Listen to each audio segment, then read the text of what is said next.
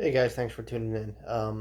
Hope all of you are doing well through this dark time. I guess not really that dark, but it can be pretty nerve wracking. Put it that way, scary. Um, Kind of feels like the end of times, but not really. I guess it's like the first time in our generation that we've ever experienced a full on pandemic. I mean, the last one was what, like 1919 or 1920, Spanish flu. Took out like half the population. But yeah, I hope everyone's doing well. Everyone's staying healthy, not sick, and just doing their best to ride this through. It's the best we could do right now. All right, before I get into this, uh, okay, well, three things. Just want to mention before I get into this video. I promise this isn't a somber tone, depressing vid about you know what's to come and all that stuff. This is actually a little bit of more of my forte, the history man, or a lover of history, as I like to say. I'm not a professional at it, more like an amateur, but I know enough. Anyway, back to what I was saying. Three things I just want to say before I get into the video. Number one, obviously, I'm Italian, so my country is being devastated right now. It's torn apart by the coronavirus. Not even sure how this came to be. I mean, I kind of have an idea on how it started, but the spread is like ridiculous. It's on another level. I still have family out there. I'm sure most Italian Americans do. And so it's it's a bit of a bummer to see such a great country like that, and respectively other countries, especially if you're an American of another nation's descent, you feel it, So yeah, Viva Italia, Viva la Sicilia. Um, io sono Italiano primo. So yeah, so I gotta say about that. I hope Italy recovers quick, just as much as any other country impacted by it, especially the United States. And all this, hopefully, one day seems like a really bad dream. Uh, Second thing I want to mention, for my love of film, we lost a great actor who was up in age, Max von Sydow. The best way I could describe who he is, in case for people who don't know who he is, you all know The Exorcist, right? The original, the first one with Linda Blair. Um, so yeah, he was the elderly priest, pretty much the old priest, not the young priest, the old priest. And I mean, he's done a multitude of other great movies, and just a great actor. In fact, he was in one of the recent Star Wars films, The Force Awakens, in the very beginning. Definitely a guy you should check out. His catalog of film. Great actor, through and through. German actor, I believe. Um, yeah. Oh, and third, being that there's major restrictions everywhere throughout the United States, it's panic mode everywhere. And I'm on the front lines pretty much. I work at a hospital. I go shopping for my family when I can, and it's crazy, crazy dangerous. People will fight you over peanut butter and toilet paper. This has become our reality, and that's going to change our, like the way we live for a while. I don't know when this is going to blow over. Hopefully soon. And, if not, like I said, we just got to, you know, uh, go with the punches. Hopefully, everything turns out right. And that's all. Just take one day at a time. That's all you can do, really. Just one day at a time. All right, back to my main video. History guy, right? I have not lost that aspect. I try to keep my worry level to a bare minimum and enjoy the other aspects of life, like family stuff and history. I know, boring subject to some people. I enjoy it because the past just seems a lot more interesting. Love future stuff, love sci-fi, but the past. I mean, come on, who doesn't want to be in a medieval sword fight? Am I right? Am I the only one? Okay. So yeah, there's a lot of critics out there who like to question me, pick my brain, I guess. When I say I'm a lover of history, that exactly doesn't mean, I know everything. I know some stuff. And, but yeah, so a lot of people, question my, beliefs in certain history aspects and all that stuff involving different empires and all that stuff. So I'll go with the mainstream ones because I think most of you know the Roman Empire, the Greeks, Persians, yada yada yada.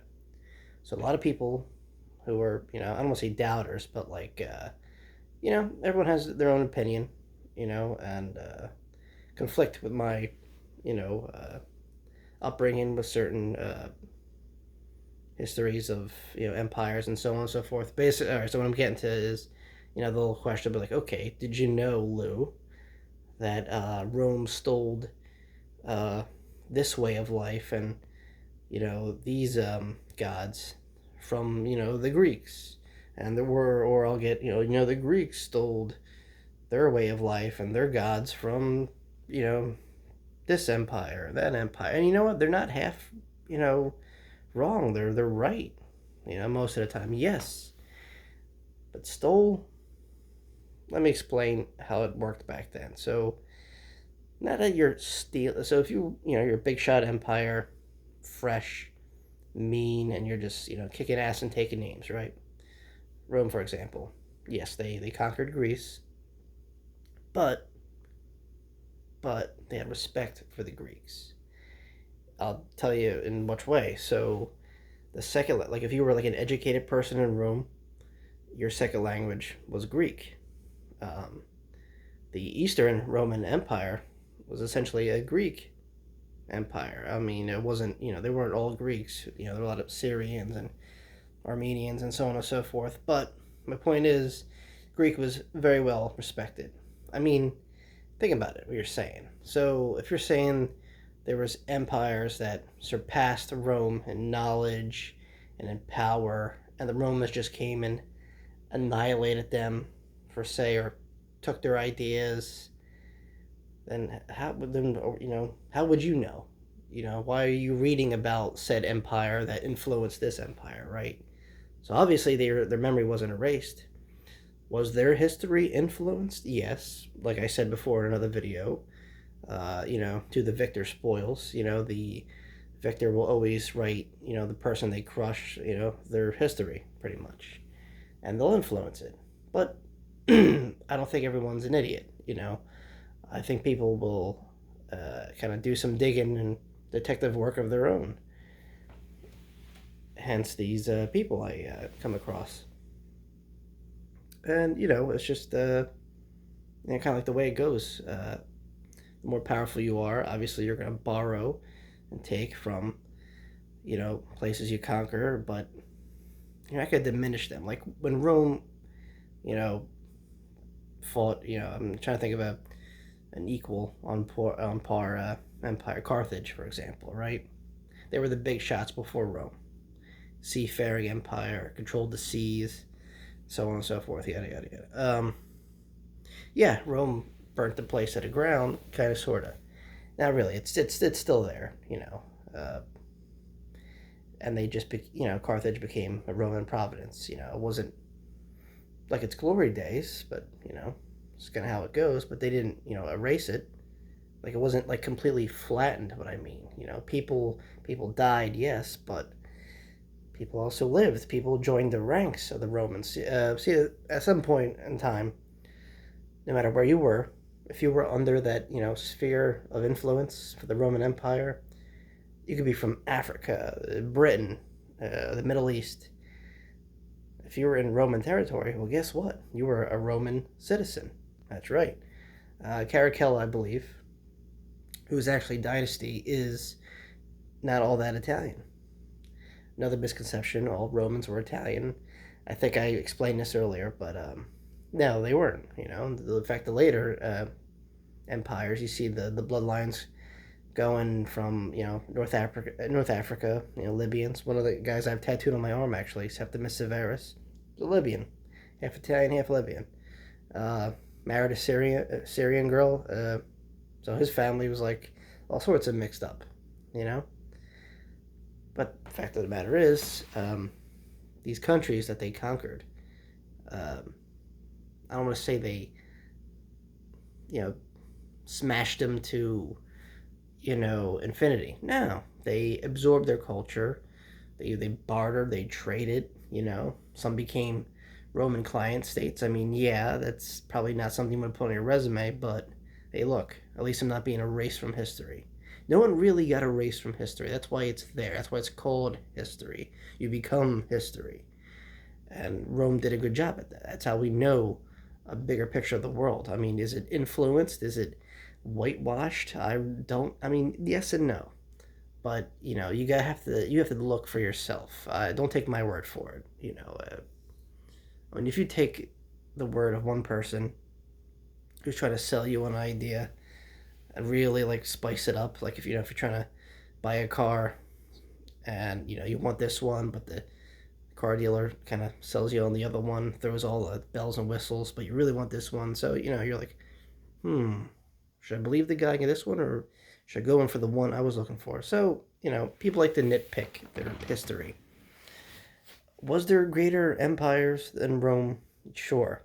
Even before that, I mean, far back as I could go is like the Sumerians and their mammoth colonies and civilization out in the desert of like the Middle East. They who they get influenced by. Who influenced them.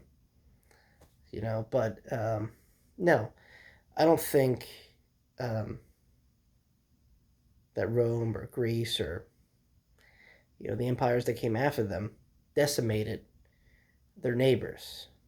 If anything, they incorporated them into their society and took what made that empire, that former empire, so great to make theirs flourish. But it wasn't a straight up, steal, I think. I mean, yeah, you could probably call it stealing, but you're not defaming. You didn't say, I came up with this. I'm sure some people try to attempt that, but, just look at the facts. They left alone some province. See, when Rome was just, getting up there, before it was an empire, it was a republic.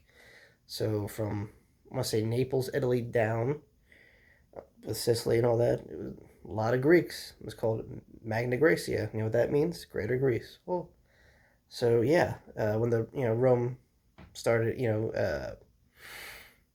just conquering and doing what they do best, they kind of liked what the Greeks were doing. So a lot of the times they let them go. They let them kind of go about their society. I mean, sure, they eventually took over stuff, but relatively, I mean, did it affect the normal citizen? Maybe, maybe not. People just kind of went their own business because it was just like, you know, same same employees, different corporation. There you go. And kind of happens now if you think, if you're working for some company, the original owners leave and some new company buys in. Now you get to see what they offer or what they're taking away, whatever, stuff like that. But you're still you. You're still going to speak your language. You might learn a new one, but hey, none of that goes away. So yeah, there was empires that thought of such great. I mean, look at Egypt, an empire that predates Rome and Greece, for that matter, and the Persians or the Babylonians. I could go on and on. Were they the original forebearers of their creation?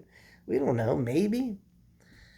I mean, that leaves up to history. What predates those civilizations? You can go far back as you want. There will always be someone who was a top dog at some point. But to say completely erase your neighbor and just like, kind of like wear their skin and pretend to be them, that's not quite what happened. A good example of that, Genghis Khan, or Genghis Khan, however you pronounce it. Yeah, the Mongolians were really good at erasing entire countries, um, or provinces or cities for that matter. Don't believe me? Look up the siege of Baghdad and uh, the different Mongolian raids throughout the Chinese dynasty. I mean, the wall did nothing. The Great Wall did very little, I think. I mean, it's great that it's still there, but its purpose, I don't think, was completely fulfilled. Anyway, yeah. So they didn't mess around. And when old, Genghis Khan there said, yeah, I either join me or die. That he really meant that. This wasn't like, okay, we're just gonna kill your leaders, take the village over. No, we're just gonna decimate the entire population. He hurt his clan anyway. The Khans hurt Baghdad so bad. This is Baghdad, Iraq, by the way, which was like a epic center. It was like to the Muslim world as Syracuse was to the Greeks, or Rome was to the Romans. It was like a or Athens for that matter to the Greeks. It was like a land of knowledge and prosperity. Till the Mongols came and said, "Nah, yep, you don't comply. We're gonna decimate this entire." And that's what it did. It hurt it so bad that I don't think that part of the world got back on their feet until maybe like centuries later. I could be wrong, but it was pretty bad, like bad, bad. People wrote about it bad even back then. Um, but yeah, I mean it's cool, especially like if you're proud that your empire or whatever you came from fought against one of the mainstream empires, and you say, well, my people influence your people. You could be, yeah, that's great, totally. But to say it was like a battle of wits, it was a battle. It was a power play. So that's what Rome and Greece was about. And I mean, yeah, I mean, okay, the Greeks were a bit, by afraid. I want to say, they were awkward towards anything Eastern until they got enough courage to go into it, and commit. There was Greek dynasties of the East. The Seleucid Empire was, also called the Syrian Empire. They were Greeks by blood. The Ptolemies. There was an Egyptian dynasty of Macedonian Greeks. See what I mean? It's not about overcoming a former power and taking their glory for yourself, stealing it. No, it's absorbing it and adding what to the mix. That's, if you don't agree with that, that's cool, but that's how I think it is. You're not shaming people. You're not decimating entire populations unless you're the Mongolians. No, I think Rome and Greece kind of went hand in hand at one point. I think the Byzantines, the Eastern Romans, went hand in hand with the groups of people that were around them, and influenced them in one way or another, or vice versa. I mean, you could take this as a negative thing, you know, but if there isn't that cultural mixing and borrowing from different societies, and society itself would be a very boring place. This is why I find history so exciting. Not only teaches you about your past, maybe about your own history, but it shows you that even back then, people who had nothing in common, culturally or background, could come together in the end.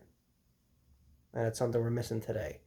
And I think with such devastating causes like this coronavirus, we could all find common ground and come together for the greater good. Pretty much, it doesn't have to be for a cause or knowledge. It could just be camaraderie or whatever, because that's what we need together. We need unity, not being apart, because that division doesn't solve any problems. All right, guys. Well, thanks for listening to me talk and babble. If you got anything to add, please don't be a stranger. Comment below. I've been meaning to actually record on an actual computer. A friend of mine, Angelo, who I mentioned in the other video of mine did a nice little banner, pretty much. You know, it says subscribe to this guy right here, Dead Next Door One. Um, I gotta find like an editing program on the phone because I have no idea, especially now. I have no idea when the heck I'm gonna get to an actual computer. Um, at some point. So yeah, just super busy. But anyway, yeah. Thanks for listening. Things are busy, as you could guess. With just everything all at once. So yeah, not sure when I'll do the next video, but it will come. I promise. All right, guys. Thanks again, and until next time, peace. Be nice to each other.